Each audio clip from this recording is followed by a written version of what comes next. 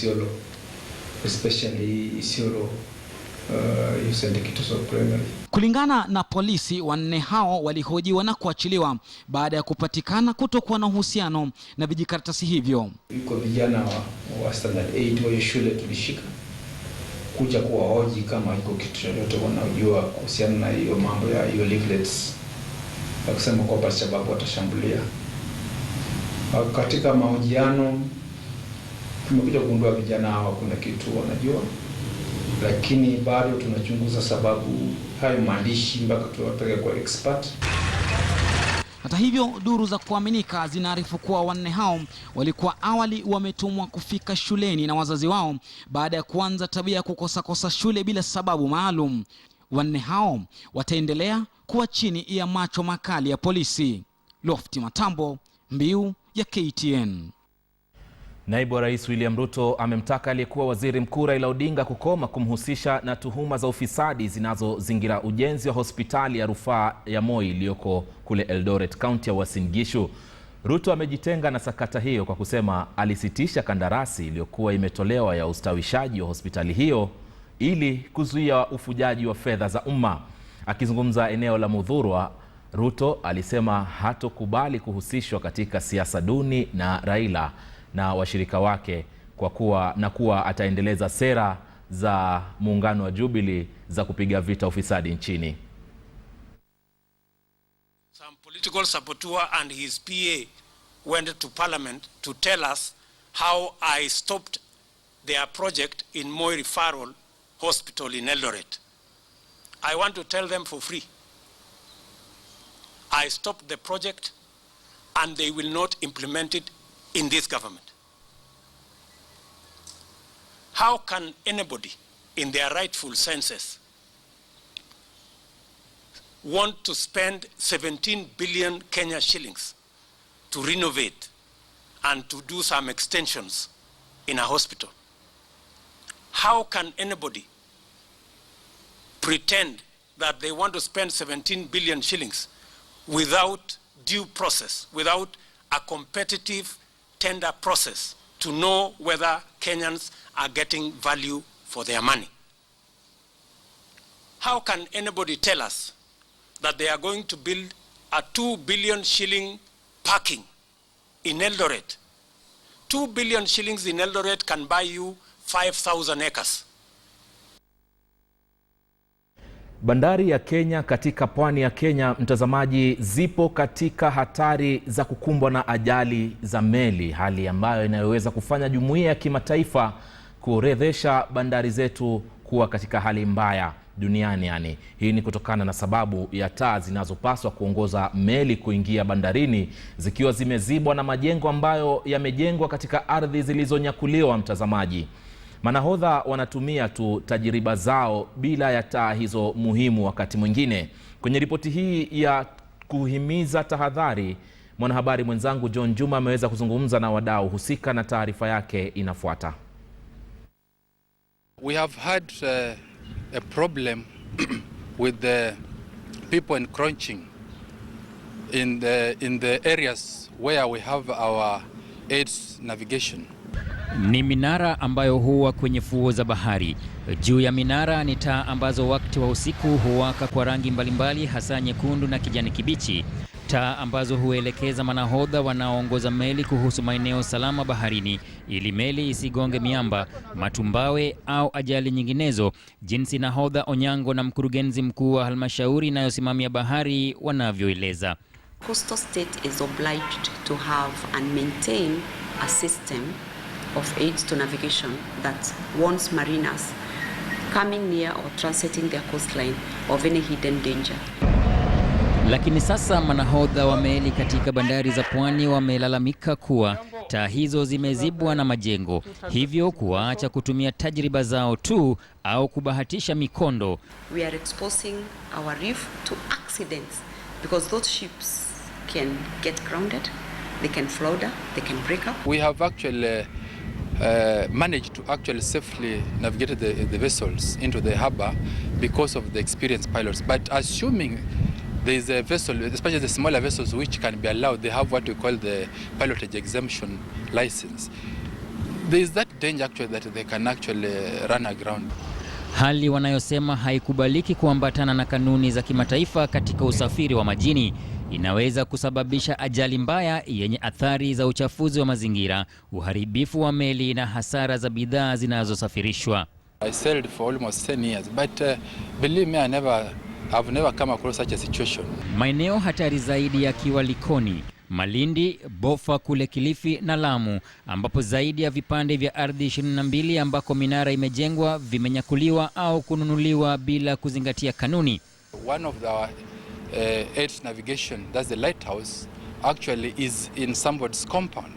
So to access that lighthouse, actually, we have to call the owner of that home, alert him that our technicians will be coming maybe on such and such a day. Hofu ni kuwa kampuni za bima za meli zitaongeza matozo yao, hivyo bei za bidhaa zitapanda maradufu. Baadhi ya kampuni za meli zitasusia bandari za Kenya kwa kuhofia meli zao kupata ajali.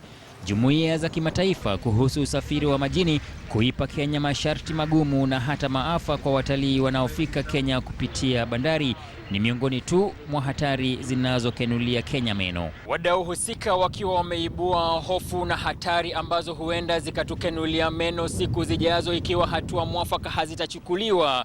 Wanapendekeza kwamba miongoni mwa hatua hizo ni kwamba maeneo ya minara yote itengwe na ilindwe kisheria ili watu wasinyakue, la sivyo hasara itatukumba siku za usoni.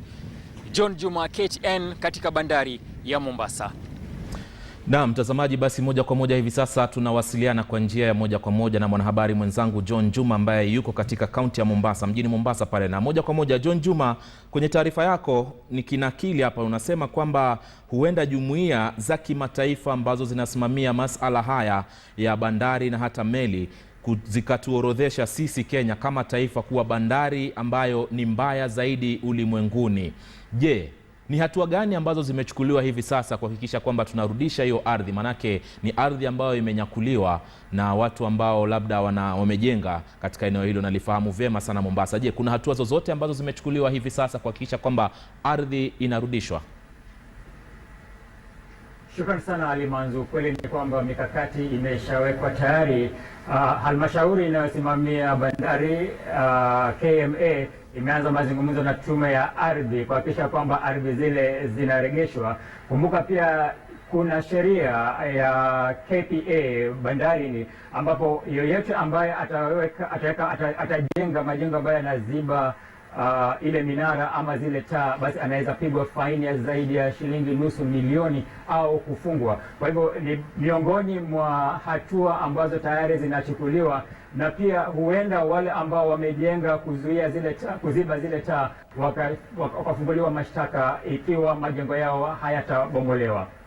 Umetaja pia kwamba baadhi ya wale wasimamizi wa yale maboti ambayo yanaopeleka meli ama kusaidia kuzipeleka meli mpaka bandarini kuna uwezekano wa kutokea ajali. Je, walikupatia viwango gani labda ajali zenyewe zinaweza tokea, na katika njia ile ambayo inayopitisha meli zile, je, kuna vikwazo aina gani? Kwa mjibu wa nahodha ambao tuliweza kuzungumza nao ni kwamba kuzibwa kwa taa hizi kumekuwepo kwa muda mwingi. Kile ambacho kimewasaidia ni kwamba ni manahodha ambao wana tajriba ya miaka mingi na wana uzoefu katika mikondo ya bahari ya Mombasa, hivyo wanaelewa fika. Lakini endapo kutakuwa na nahodha mwingine ambaye haelewi mikondo katika bahari hii, basi kuna uwezekano mkubwa sana wa ajali kama hizo kutokea. Na wanasema kusichukuliwe vivi hivi tu kwamba tumezoea, tuko na tajriba. Hatua mwafaka zinapaswa kuchukuliwa kulingana na kanuni za jumuiya za kimataifa kuhusu usafiri wa majini. John Juma, asante sana, na tutaendelea kufuatilia taarifa hii mwendo wa saa moja ili utuarifu na mengi zaidi kuambatana na jinsi hali hii vile ilivyo. Na bila shaka mtazamaji, tunasubiri kusikia kutoka upande wa serikali ni hatua gani watakazochukua kuhakikisha kwamba ardhi hile ambayo iko katika maeneo ambayo ni muhimu sana kwa uelekezi wa meli ambazo zinazoingia bandari ya Mombasa, mojawapo wa bandari ambayo iko na shughuli nyingi sana, ni hatua gani zitakazochukuliwa. Na mtazamaji, tuendelee na taarifa zaidi kutoka kaunti ya Mombasa. Mvua kubwa iliendelea kunyesha katika baadhi ya miji nchini, huku jiji la Nairobi likiendelea kuathirika pakubwa na mafuriko. Mwanahabari Fatma Pole anatupa taswira kamili ya jinsi hali ilivyokuwa siku ya pili tangu kukumbwa na mafuriko hayo. Ndiyo taswira katika barabara nyingi jijini Nairobi usiku wa kuamkia leo, wengi wakishindwa na la kufanya baada ya mvua kubwa kutatiza shughuli za usafiri kwa siku ya pili mfululizo. Misongano mirefu ya magari ilishuhudiwa katika barabara nyingi za jijini. Aidha, baadhi ya magari nusura yasombwe na maji, wengi wakilazimika kukata safari zao na kubaki hoi wasijue la kufanya. Mvua kubwa inaendelea kunyesha imesababisha madhara katika sehemu mbalimbali nchini. Kutokana na hayo, wengi wameachwa na majonzi baada ya kupoteza wapendwa wao. Vilevile, wakazi wengi wameripotiwa kupata hasara kubwa baada ya mali yao kuharibiwa na mafuriko. Idadi kuu ya wenyeji wa Nairobi walifika majumbani usiku wa manane. Huku visa vya kuvunja moyo vikizidi kuongezeka, Wakenya wamewataka wadau husika kutafuta suluhu ya kudumu kukumbana na jinamizi hili la mafuriko. Aidha, wameitaka suluhu hiyo kutafutwa upesi ili kuepuka maafa zaidi. Fatma Pole, KTN. Na tukiwa bado hapa jijini Nairobi, mahakama kuu imewazuia tume ya ufisadi nchini yani EACC, mkurugenzi wa mashtaka na inspekta mkuu jenerali wa polisi kumkamata au kumfungulia mashtaka gavana wa Murang'a Mwangi wa Iria hadi kesi aliyonayo mahakamani iamuliwe. Gavana wa Iria ni miongoni mwa watu maarufu walio na kesi katika orodha ya kiongozi wa mashtaka Keriako Tobiko wanaotakiwa kushtakiwa. Anakabiliwa na kosa la kupeana taarifa ghushi za kuweka wazi anachomiliki kupitia fomu ya tume ya uchaguzi mwezi wa Disemba mwaka 2012 kabla ya kuwania nafasi ya ugavana huko Murang'a. Vilevile mwezi Agosti mwaka 2012 Mwangi wa Iria alihukumiwa kesi na korti ya Makadara hapa Nairobi kwa kutoa hundi gushi.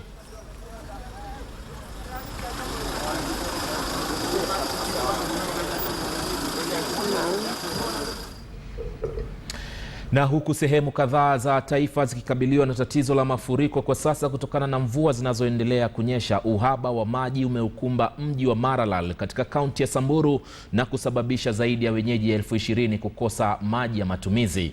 Mtazamaji, hii ni baada ya mvua kukosa kunyesha katika eneo hilo la kaskazini mashariki. Kwa sasa wakazi hao wanategemea kisima kimoja tu, kama anavyoarifu mwanahabari Agnes Penda. Mvua kuu zinazoshuhudiwa nchini tofauti na tatizo la maji katika eneo la Maralal. Mlolongo ya ndoo za maji imesheheni katika kisima cha kipekee cha Lipatuk baada ya chemichemi zote za maji kukauka. Ni maji ambayo wenyeji wanasema hajawatosheleza, huku wakiyapata kwa mgao angalau mara 2 kwa mwezi pekee. Kuna chumvi mingi na tena hata miezi 5 hapa, na sasa hapa tunakuwa na mashida sana ya maji, na hii maji hata ukunywa unadhuru, unaanza kuharahara. Unaona watu wengine wanaharahara na hii maji iko na chumvi, kama iko maugonjwa unakunywa hii maji baadaye unaona uko hospitali tena uko na typhoid. Hii maji inatudhuru mbaya, tunaomba. Bwawa kuu la Lomotio limekauka kufuatia ukosefu wa mvua katika eneo hili kwa muda mrefu. Ni sehemu ambayo mito inayoleta maji kwenye bwawa ikiwa imekauka bila dalili za mtiririko wa maji. Alikuwa maji iko sasa hata mbele yetu hapa, lakini saa hii mwezi mmoja sasa uliopita amekuwa maji ameicha kabisa mpaka hata kufuruta nini.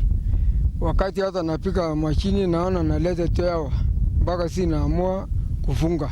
Sasa serikali ya kaunti ya Samburu na ile ya kitaifa zimetakiwa kuingilia kati ili kuwanusuru wenyeji wapatao 20,000 ambao tayari wanaathiriwa na tatizo hili.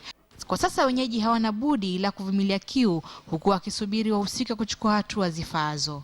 Agnes Penda, KTN. Na kwingineko, wanafunzi wengi hasa kwenye ukanda wa Afrika Mashariki hawawezi kuwasiliana vyema. Haya ni kwa mujibu wa shirika la Uwezo lililotoa takwimu zinazofungamana na hali ya elimu nchini. Licha ya nchi ya Kenya kuorodheshwa na ubora wa hali ya juu ya elimu, changamoto za umaskini na vile utovu wa usalama zimechangia pakubwa katika kuorodhesha ama kudorora kwa sekta ya elimu. Elvis Kosgei anaarifu kwa kina. Huku Wizara ya Elimu ikijipigia upatu kuwa viwango vya elimu vimeboreshwa humu nchini, huenda hali ikawa tofauti baada ya shirika la Uwezo kutoa takwimu kamili zinazotathmini hali halisi ya masomo nchini. Licha ya Kenya kuibuka na kuwa bora na kuzipiku nchi jirani za Tanzania na Uganda kwa kuzingatia ubora kwenye taasisi na idara zake za elimu, takwimu zinaonyesha watoto wanaokamilisha masomo ya shule ya msingi hawawezi kuwasiliana kwa ufasaha na kuselelea vibaya hasa kwenye somo la hisabati, hivyo kuchangia pakubwa katika kudorora kwa uchumi humu nchini. If you look at all indicators from the number of children that are enrolled to the proportions of children that are attending school every day to even how they are performing, girls have improved a lot tremendously in the last years. We have now, when you look at Kenya, we have in 44 counties, girls are actually now overtaking boys in terms of indicators. Where we are lagging behind is Mandera, Wajir and Garissa counties. Girls are still far behind. And this is linked to cultural aspects. And so the picture we have of rich household kids achieving better learning outcomes is actually consistent with what is public knowledge now. Because most of the rich household children are in private schools, and they are the ones who are able to read at class 1, at class 2, they are able to read, they are able to converse in English, for example. Vilevile 70% ya watoto kutoka mijini wanadaiwa kufanya vyema kwenye mitihani ikilinganishwa na 44% ya watoto wasiojiweza na kutoka familia ya kimaskini. Hata hivyo, masuala ya utovu wa usalama hasa maeneo ya Garissa na Mandera yameathiri pakubwa elimu. Parents who can afford to take their children to private schools enable them to achieve better learning outcomes. Parents are also a big determinant, and as long as Kenyan parents do not change, we are also likely to be talking about the same story. But if parents change, not just through taking their children to better schools, but recognizing that the best school is first of all at home, and creating and nurturing that school that is at home to promote what children are able to do. Nilitaka kujua ni kwa nini idadi za wanafunzi wanaopata alama ya A kwenye mtihani yao ya kitaifa inazidi kuongezeka pindi matokeo ya mtihani ya KCSE yanapotolewa. Naona kwamba idadi ya wanafunzi ambao wanapata alama ya A imeendelea kuongezeka.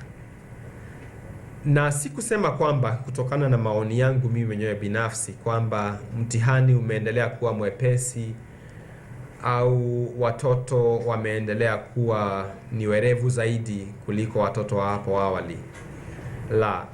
Lakini ukiangalia vile mafunzo yanaendelea haswa katika shule za sekondari na za msingi pia, utakuta kwamba walimu wameendelea sana na mtindo wa kufunza kwa mtihani. Kwa hivyo kusoma ambako tunako sasa katika shule zetu sio kusoma ili uweze kupata maarifa, uweze kuwa ni mtu ambaye ana ujuzi, uweze kuwa ni mtu ambaye ana hekima. Ni kusoma na kujifunza ili upite mtihani.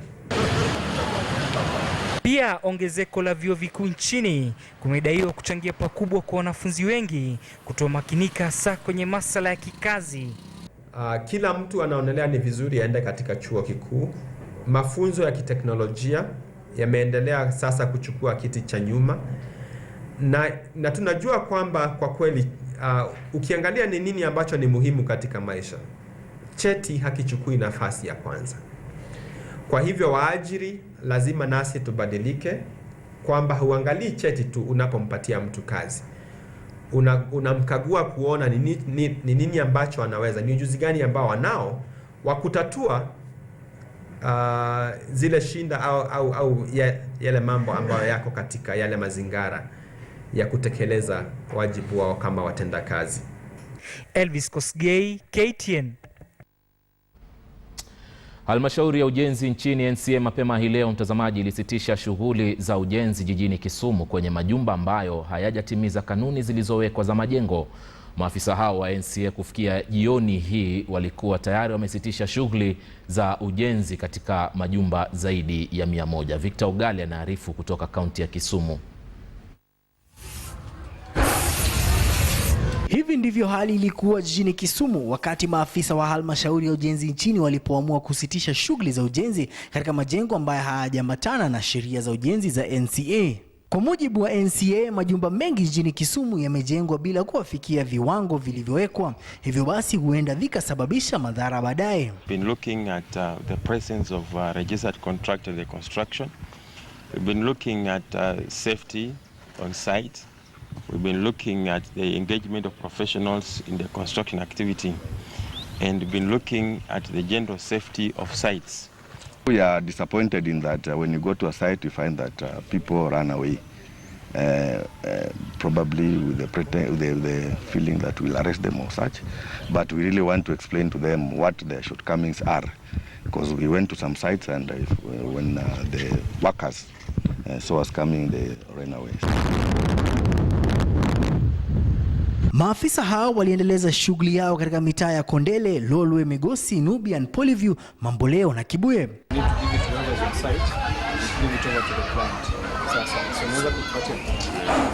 Kufikia jioni hii, ujenzi katika majengo zaidi ya 100 ulikuwa umesitishwa, huku wamiliki wakipewa muda wa wiki 2 kutii sheria washtakiwe. We have got few professional engagement in the projects.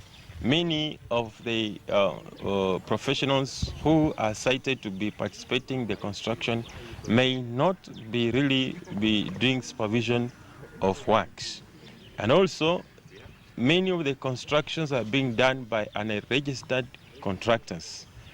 And so you will not expect quality works from projects that will not have professional engagement and registered contractors. Mapema mwezi jana, maafisa hao walikuwa wamezuru kaunti ya Kisii, Migori na Nyamira, huku wakiwa wamesimamisha ujenzi katika majengo 300. Victor Ogale, KTN, katika kaunti ya Kisumu. Na mtazamaji, tuelekee katika kaunti ya Isiolo ambako mapema hii leo kulikuwa na maandamano yaliyoongozwa na baadhi ya viongozi katika kaunti hiyo ya Isiolo ambao walikuwa wanalalamikia shirika la wanyamapori yani KWS. Hii ni kufuatia amri ambayo inayotolewa kufuatia madai kuwa maafisa wa KWS wamekuwa wakihusika na mauaji ya wakazi katika eneo la Kina. Mary Kilobi na taarifa zaidi.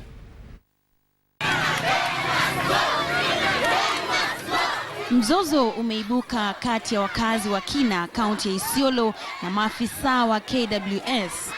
Wenyeji waliandamana kufuatia kutoweka kwa jamaa zao watatu ambao inadaiwa kuwa walitekwa nyara na maafisa wa KWS. Yadaiwa watatu hao walitoweka tarehe 9 Mei mwaka 2015. Wakazi hao walijitokeza kwa wingi na kutatiza shughuli za biashara, wakipinga kutoweka kwa jamaa zao watatu, huku wakiwanyoshea kidole cha lawama maafisa wa KWS katika eneo hilo. Maabiria wawili wa pikipiki wa kwanza walisimamishwa na KWS ambao wanavaa uniform. Alafu wakaangalia number plate ya pikipiki hiyo, wakamwambia msirudi nyuma, mwende mbele. Ya pili sasa inafuatilia ni hii yetu. Ni hii yetu. Hapo na namba KMDJ 101D. Sasa hiyo ndio imechukuliwa. Gavana wa Isiolo Godana Doyo ameshtumu vikali huduma ya KWS na kusema kuwa hawapaswi kuwa Kina. Fanya kwa miaka nyingi, sio tu siku ya leo. Wameona ya kwamba hakuna serikali pande hii, wamefanya Kina kama ni koloni yao. Tumetangaza kama gavana ya Isiolo, kutoka leo msiweke mguu yenu katika Kina. Juhudi za gavana kuwasiliana na makao makuu ya KWS zilipogonga mwamba, Godana alifanya uamuzi wa kufutilia mbali mikataba iliyowekwa kwa ghadhabu. Wakati ambapo kulikuwa na county council, hatukuwa na uwezo, tukasema bisanadi watu wa KWS watuchungie,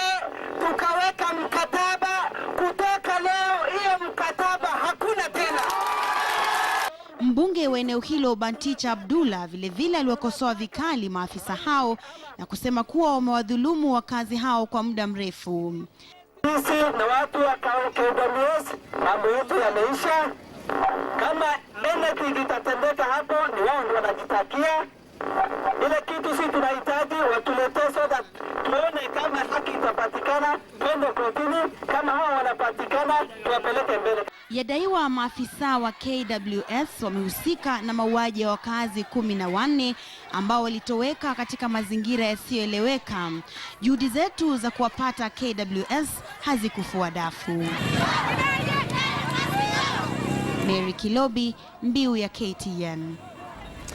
Mtazamaji, siku 9 kabla ya hafla ya maadhimisho ya mtawa wa Katoliki, Sister Irene Stefani Nyatha wasimamizi wa kaunti ya Nyeri wanaendelea kuratibu shughuli zote na kuhakikisha kuwa kila kitu kitakuwa shwari wakati wageni takriban 300,000 wanapotarajiwa kufika. Hii ni baada ya ilani kutolewa dhidi ya uchuuzi wa vyakula ambavyo vilivyopikiwa mjini kama mbinu ya kupambana na ule mkurupuko wa ugonjwa wa kipindupindu ulioripotiwa katika sehemu mbalimbali nchini. Carol Nderi na taarifa zaidi kutoka kaunti ya Nyeri.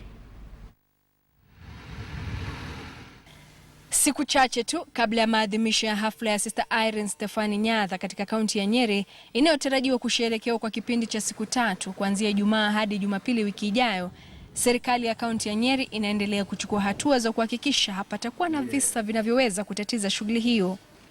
I with immediate effect ban all forms of hawking of cooked food in Nyeri County. Kwa sasa maambukizi ya maradhi hatari ya kipindupindu katika kaunti jirani ya Murang'a ndiyo yanapigwa darubini. Serikali ya Nyeri imepiga marufuku uchuuzi wa vyakula vilivyopikwa kwenye miji. All those are cooked foods and at very high risk of spreading cholera. Kufikia sasa hakuna kisa chochote kimeripotiwa Nyeri, lakini kaunti jirani ya Murang'a imeripoti visa 278 na vifo 2. Wasiokuwa na maji ya mifereji manyumbani mwao kama vile wakazi wa vitongoji duni watakabidhiwa tembe za chlorine bila malipo. Maandalizi kabambe yangali yanaendelezwa mjini Nyeri. Vigingi vya stima vinaendelea kukitwa kwa ushirikiano wa serikali ya kaunti na serikali kuu. Iwapo Nyeri itaweza kumudu idadi kubwa ya wageni, takwimu za kanisa la Katoliki zikisema ni wageni takriban 300,000. Vitabu vilivyoandikwa kumhusu Sister Irene Stefani Nyatha kama kitabu cha Mama Mwenye Huruma na Her Life, Her Light vimetafsiriwa na mkalimani Samuel Mathenge wa Rotere kutoka Kiingereza na Kiswahili hadi lugha ya Kikikuyu. Mtawa Irene aliishi Gekondi Mukorweni kwa miaka 15 kati ya mwaka 1915 hadi kufa kwake katika mwaka 1930 na hadi kupewa jina la majazi la Nyatha, yani huruma, kutokana na matendo yake mema. Kweli kama walivyofikiria ni vizuri tu. Mimi nikafikiria nianze kazi na nilianza na nikafika huko na nikamaliza. The first copy is almost out. It is at the publication now, and very soon, before next week, we are going to have some copies in Kikuyu. Sister Stefani, mzaliwa wa Italia, anapata hadhi mahususi ya utakatifu almaarufu beatification kulingana na itikadi za kanisa la Katoliki. Hii itakuwa ni hafla ya kwanza kabisa kufanywa barani Afrika. Kama unavyoona, matayarisho yangali yanaendelezwa kuhakikisha kwamba ni hafla itakayonoga na haitaletea Nyeri soni au Kenya kwa jumla. Carol Nderi, KTN, katika kaunti ya Nyeri. Hatimaye mtazamaji, kwenye michezo, Ali Hassan Abondo wa klabu ya Gor Mahia ndiye mshindi wa tuzo ya mchezaji bora wa soka katika mwezi Machi. Abondo ametoa tuzo hii almaarufu kama Sports Pesa kupitia kwa kura za wanahabari wa michezo nchini. Klabu ya Gor Mahia iko njiani kuhifadhi taji la ligi kuu, na mojawapo ya nguzo muhimu katika azma ya kocha Frank Natal kutoa taji la ligi kuu tena ni Ali Hassan Abondo. Hivyo basi kutoa kwake taji hilo la mchezaji wa Machi haikuwa kitendawili kigumu kukitegua. Amefunga mabao 7 na kupiku mfungaji mabao mengi mwenza hadi. Since I came back to Gor, they've been supporting me. That's why maybe I've been performing well. I've gained experience because the first time I came, it was my first time in Gor Mahia. So the second time, I knew everything. I was not new.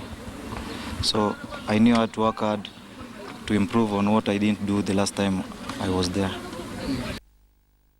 Mtazamaji, kufikia hapa ndio tunatamatisha taarifa za Mbiu ya KTN alasiri hii. Mimi naitwa Alimanzu, kwa niaba ya wenzangu ambao wamesaidia kufanikisha taarifa hizi nasema shukran sana kwa kutazama. Hadi mwendo wa saa 1, kwa heri.